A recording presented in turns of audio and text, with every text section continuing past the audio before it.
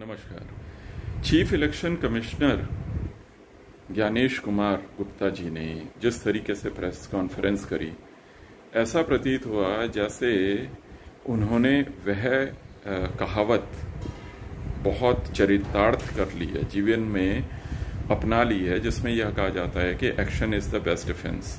कि अगर आपको कहीं अपना बचाव करना है तो क्रिया सबसे अच्छी है, एग्रेशन सबसे अच्छा बचाव है।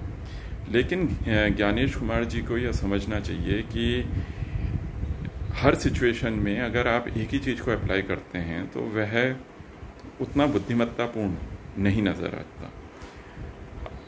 हमने अपने पिछले शॉर्ट में आपको बताया कि किस तरीके से रिप्रेजेंटेशन ऑफ पीपल्स एक्ट का सेक्शन 21 स्पेशल इंटेंसिव रिव्यू जो सर की प्रक्रिया बिहार में हो रही है उसको सपोर्ट नहीं करता, क्योंकि section 21 election commission of India को इलेक्टोरल रोल का मॉडिफिकेशन तो अलाउ करती है, लेकिन उससे आगे चलकर नागरिकता की सत्यापन करने का अधिकार उसको नहीं देती। वह कैसे कर रहे हैं यह नहीं पता।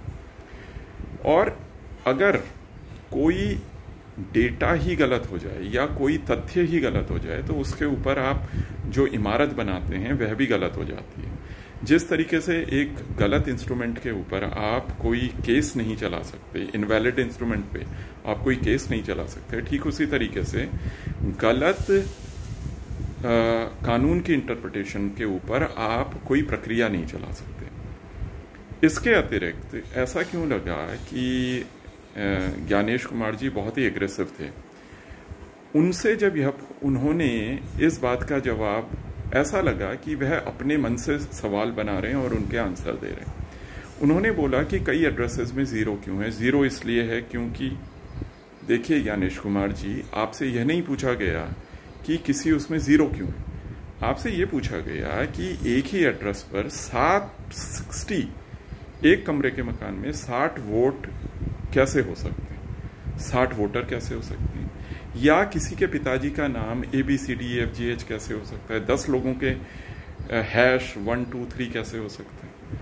क्योंकि जो डेटा की इंटीग्रिटी है, डेटा की इंटीग्रिटी को बनाने के लिए ही मल्टीपल पॉइंट्स का डेटा इकट्ठा किया जाता है। क्योंकि 2 लोगों के नाम सेम हो सकते हैं, इसलिए उनके पिताजी का नाम भी मांगा जाता है। हो सकता है 2 लोगों के नाम भी सेम हो, पिताजी का नाम भी सेम हो, तो उनका एड्रेस अलग होगा।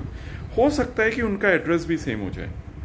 तो ऐसा भी हो सकता है कि कोई और उनकी एज में अंतर हो। तो मल्टीपल पॉइंट्स का डेटा इसीलिए बनाते हैं क्योंकि डेटा इंटीग्रिटी जरूरी है।